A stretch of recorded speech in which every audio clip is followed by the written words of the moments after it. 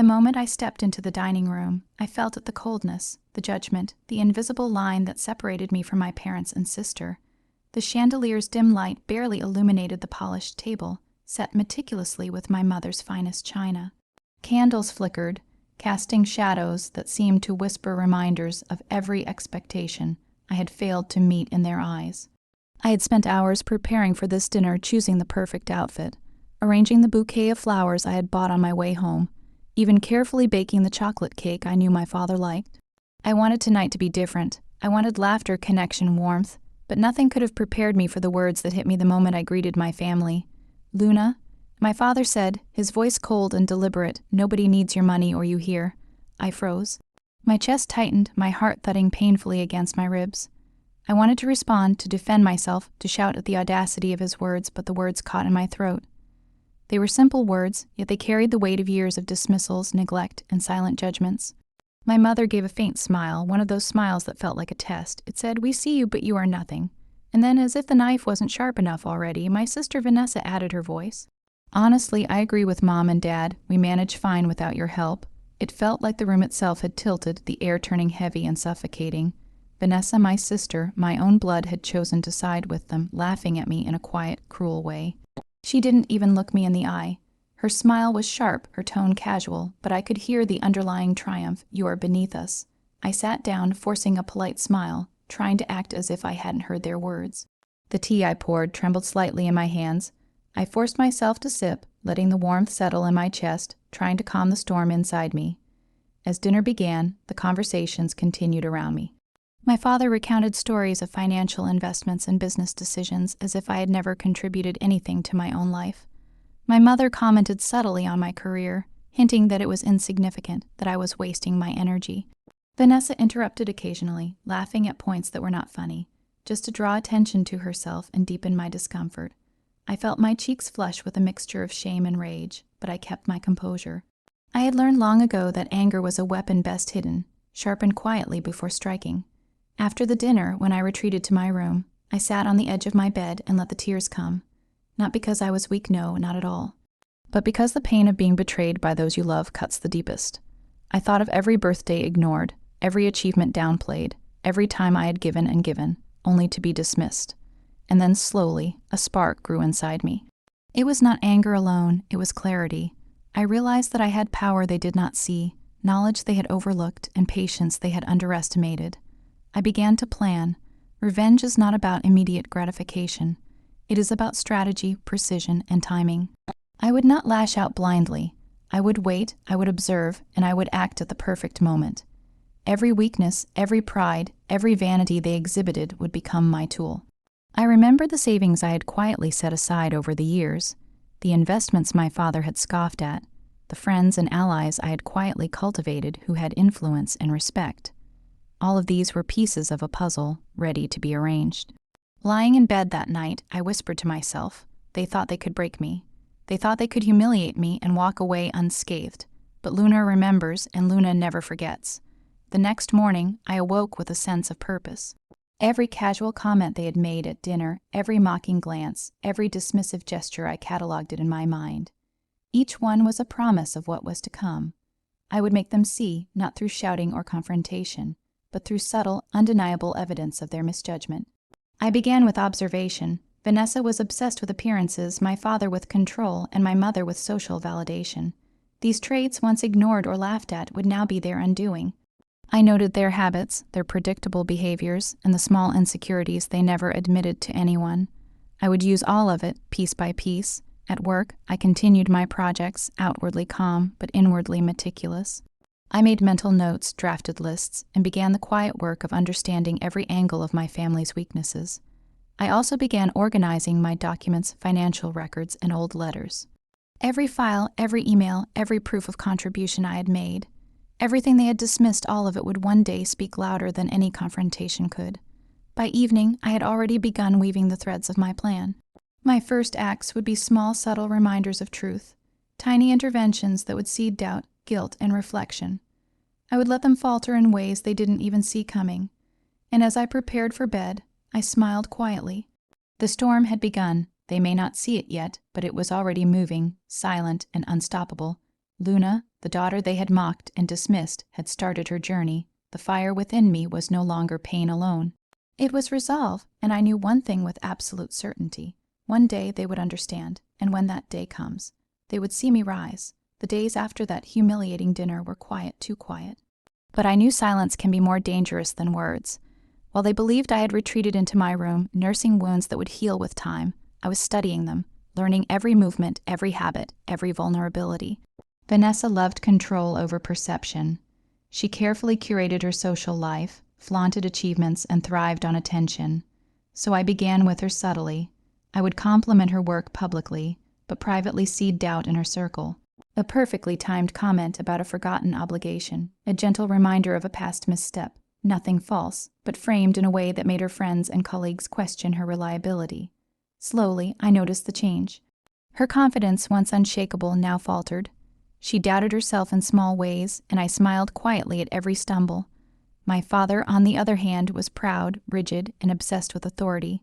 He liked to assert control over decisions, family, finance, even small household matters. I began participating in conversations with precision, offering well-researched suggestions that contradicted his assumptions. People around him noticed my competence, and he could do nothing but fume silently. Pride is a fragile thing. When others begin to notice cracks in your authority, the slow unraveling starts. My mother thrived on appearances. Invitations, social events, and recognition were her lifeblood. I started attending the same gatherings she favored, subtly outperforming her without ever seeming competitive. Compliments, acknowledgement, and invitations began to favor me. She noticed but could not retaliate without exposing her insecurity. Slowly, she began second, guessing herself, wondering how the quiet, dismissed daughter could now outshine her. But revenge is not just about targeting weaknesses. It's about strategy and timing. I carefully documented everything: old letters, emails, financial records, even conversations I had overheard. Every careless word they had spoken, every dismissive gesture, every time they had undermined me, all of it became my arsenal. Vanessa tried to provoke me one afternoon, laughing at my career choices and my modest social life. I smiled, listened, and nodded, pretending to absorb her jabs, but inside, I was cataloging every reaction, every sign of her vanity and insecurity. I let her see me calm, poised, unshaken, the perfect contrast to her arrogance. My father, meanwhile, noticed people turning to me for advice, for insight, for collaboration. He tried to assert control, but every attempt seemed more desperate, more transparent. The very authority he prized was slipping quietly from his grasp. I watched him grow tense, frustrated, increasingly irritable. Each day a subtle shift occurred, and my mother, the most delicate of all, began doubting herself in public and private. Invitations I received, recognition at social events, and even compliments on my appearance chipped away at her self-assured facade.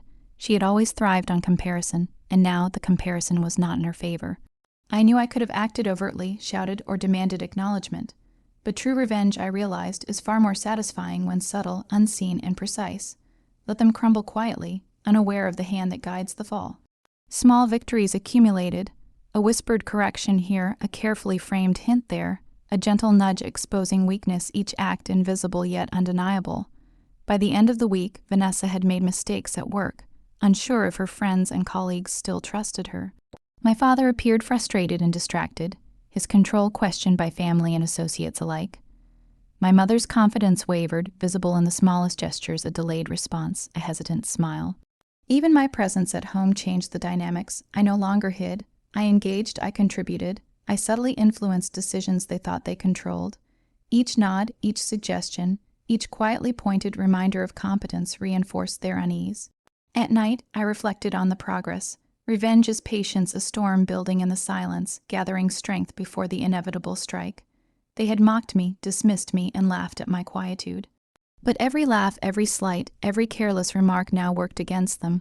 One evening, Vanessa approached me, feigning concern. "Luna, did you tell anyone about that thing I mentioned?" Her voice trembled, betraying the anxiety I had carefully planted. I smiled faintly. "Who would I tell?" I said softly. And just like that, the seed of doubt had sprouted. Her own insecurities began to surface, gnawing at her composure. My father called me into a discussion about household matters.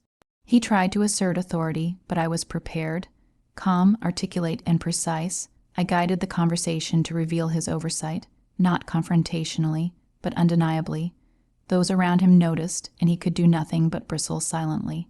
My mother, attending a social gathering that weekend, finally realized the shift.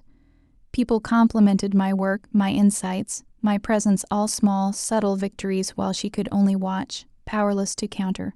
I had not made a scene, had not boasted or shouted. I had simply moved quietly, steadily, like water wearing down stone. And through it all, I kept my composure.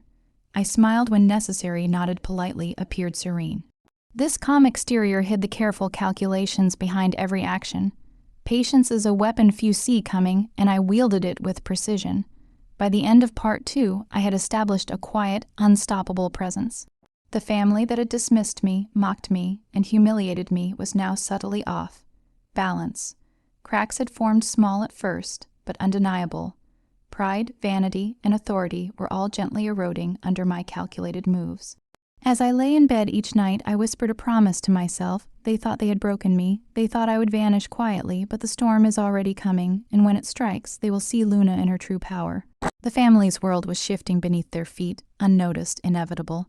And I, Luna, had begun the work that would ensure they understood exactly who they had underestimated. The dinner invitation arrived quietly, a subtle attempt by my parents to maintain control. They did not know it, but I had already taken control long before. I accepted, smiling politely, while inside, my mind was a web of strategy and precision. Tonight would be the culmination of everything. Every slight, every mocking word, every dismissal would find its consequence. When I arrived, the table was set as usual, grand and formal. Vanessa greeted me with a polite smile, but I saw the hesitation in her eyes. My father nodded, attempting to appear authoritative, while my mother maintained her poised, composed exterior. None of them realized that I was no longer the timid daughter they had dismissed. I sat down calmly, placing my notes, my documents, and my subtle evidence within reach, not in a threatening way, but in a manner that made them notice. Their curiosity was immediate. Luna. My father began, a touch of arrogance in his voice. We are glad you could join us tonight. Everything is normal, I hope. I smiled quietly, almost innocently. Yes, father, everything seems perfectly ordinary, I said, letting the subtle irony hang in the air. Dinner began, conversations flowed, but I guided them. I brought up family investments, past financial decisions, and even subtle social observations that none of them had expected me to notice. With each fact, each carefully chosen word, their confidence wavered. Vanessa's hand trembled as she reached for her glass, and I noticed the slight hesitation in my father's usual commanding gestures. My mother adjusted her posture repeatedly, aware that I had somehow shifted the room's balance without ever raising my voice. I began revealing small truths, facts they could not deny, mistakes they had ignored, and betrayals they had dismissed. Each revelation was framed not as accusation, but as undeniable reality. The polite atmosphere made the blow even sharper. Vanessa tried to interrupt, tried to regain control, but every attempt only highlighted her lack of preparation. She stumbled over words, revealing insecurity she had hidden for years. My father's frown deepened, his control slipping with each careful point I made. And my mother, ever concerned with appearances, realized she had lost influence in front of everyone quietly, subtly, and inescapably. Then I delivered the final layer evidence. Documents, photographs, and letters that demonstrated my contributions, my efforts, and the countless moments they had ignored, belittled, or mocked. The room went silent. No words could cover the weight of truth. Their eyes widened, recognition dawning painfully. You see, I said softly, leaning forward slightly. Every slight, every insult, every moment I was dismissed, I remembered and I prepared. I watched their reactions carefully. Vanessa turned pale. My father's jaw tightened, and my mother's poised expression faltered.